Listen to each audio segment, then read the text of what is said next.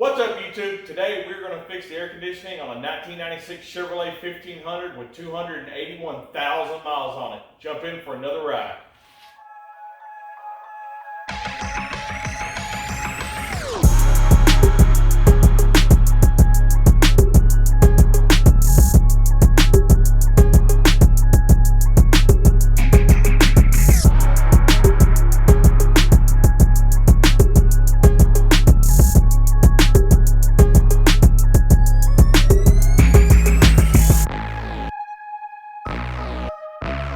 Alright, so to begin with, Colin's been cleaning on the interior on this thing for 2 days. And we verified that the fan switch comes on, so we have a blower motor working, so that's no issue whatsoever. Also, when we press the AC button, we don't get a light on it. So it should have a yellow light that comes on in the middle, and I can show you that here in just a second. So without the AC light, we verified that the compressor does not come on under the hood, and we'll check that out. Alright, so we've got fan, and when we push the AC switch, we have recirc, but we do not have a light on the AC switch. And then when we turn the switch on, the clutch on the front of the compressor does not engage. We just have an idler pulley, basically. Alright, remove that cap and that cap. Yeah, screw or just pop off? Just screw off. Yep. There you go. You can set them right up there on this little makeshift work table. Well, instantly we found the leak. Oh,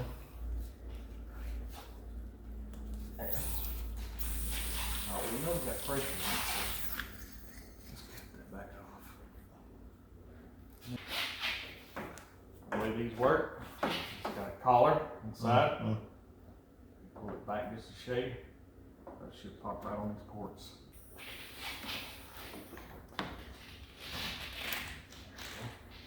Alright.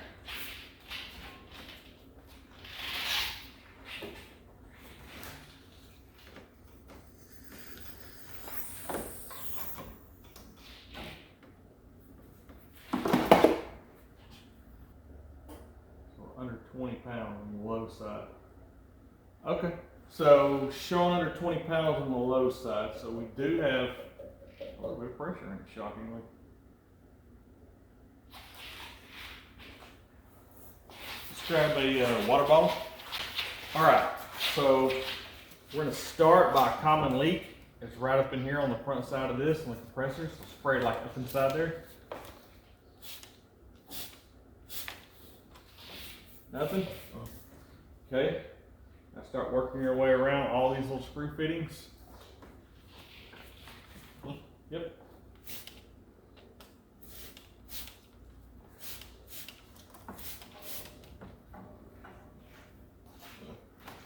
Trade sides.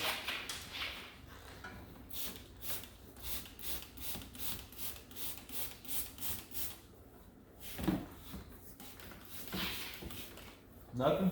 Nothing.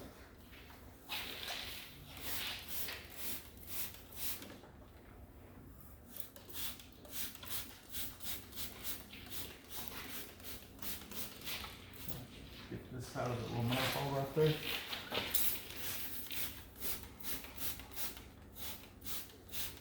Nothing? Oh, awesome. Okay. About where it goes up here to the condenser. You spray that line right there where it goes up into there.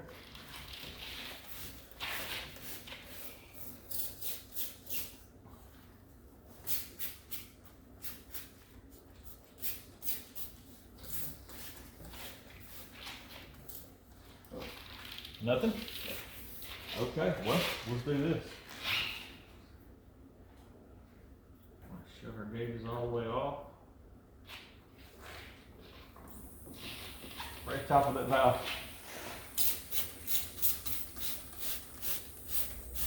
Oh yeah, it's shooting straight up out of there.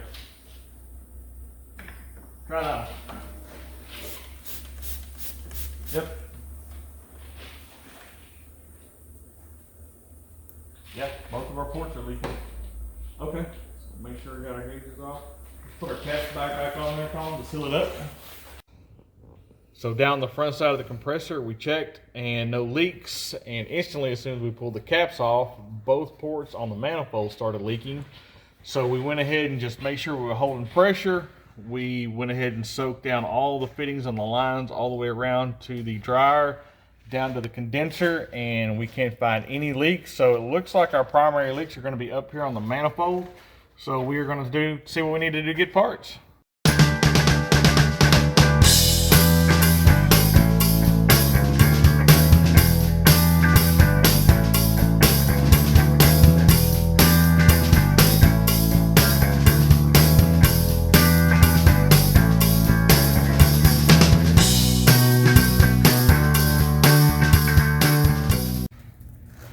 Alright, so we are back with parts, and the solution is one small Schrader valve, and the main culprit, the high side valve, it actually has a ball bearing in it, and we're going to swap it over to a different type of fitting that has a standard Schrader valve inside of it also, so we don't have to worry about the ball bearing fitting again. So we'll start with a Schrader valve tool and start pulling out the Schrader valve on the low side. The shoulders just fit on there. Alright dude, so this is straightforward enough. Show you how this fits on here.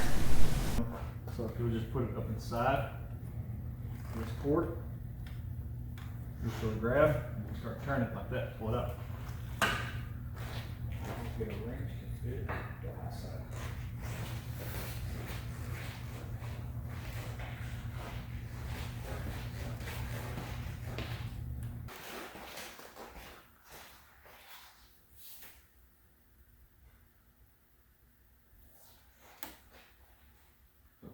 Hold them together.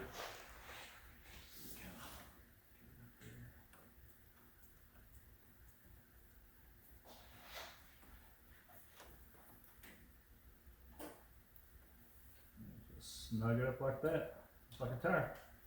All right, so there's one side done.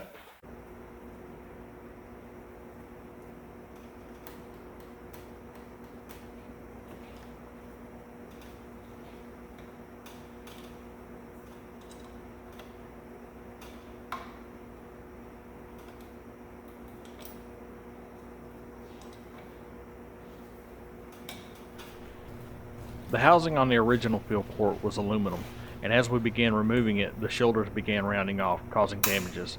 So we ended up resorting to a set of vice grips to go ahead and remove it.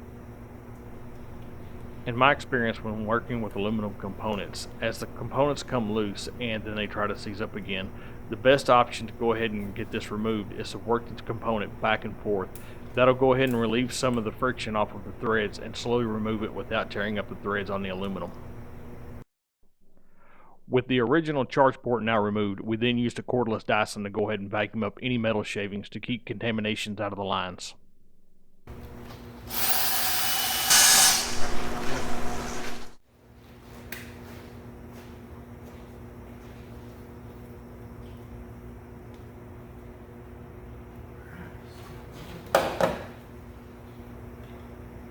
The new charge port on this particular fitting had an O-ring on it, so we used a light coat of oil to go ahead and lubricate the O-ring before installing.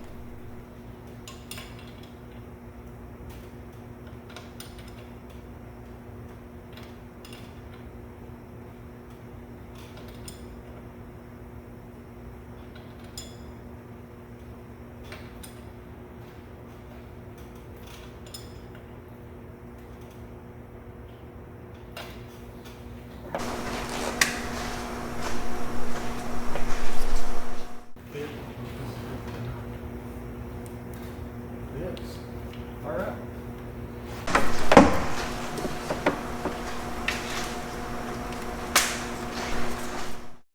Quick tech tip. The blue line is specific to the low pressure side of the system, and the red line is specific to the high pressure side of the system. Therefore, your connections cannot be mixed up on the charge ports.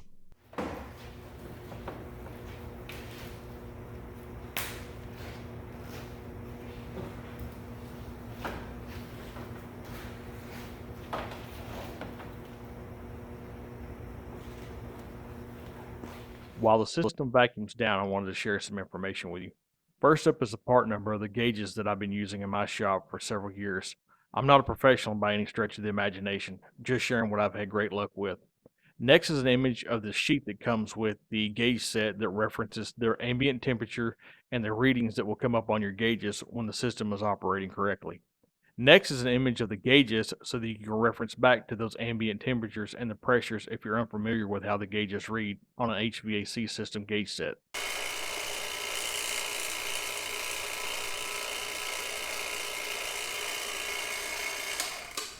All right, we pulled a vacuum on it. All right, so we pulled a vacuum on it, and just because I have them sitting in the cabinet, we are going to use these cans to pressure this thing up and see what happens.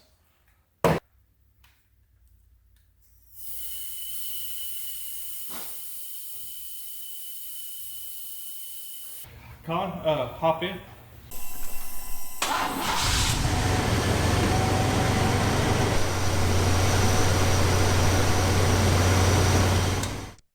This system calls for a total of 36 ounces of 134 refrigerant, so we used two 18-ounce cans of our Auto Parts Store 134A.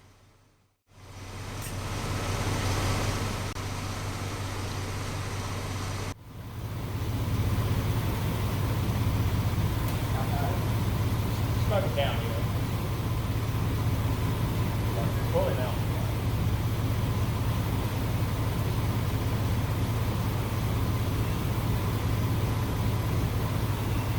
Okay, so we're wrapping up. That was a really simple repair.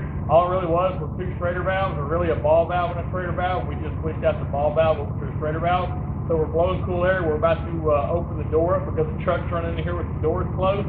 And just for reference really quick before we go, we'll check the temperature at the vent. We're in Fahrenheit, so we're hovering right around 34, 39, 38 degrees.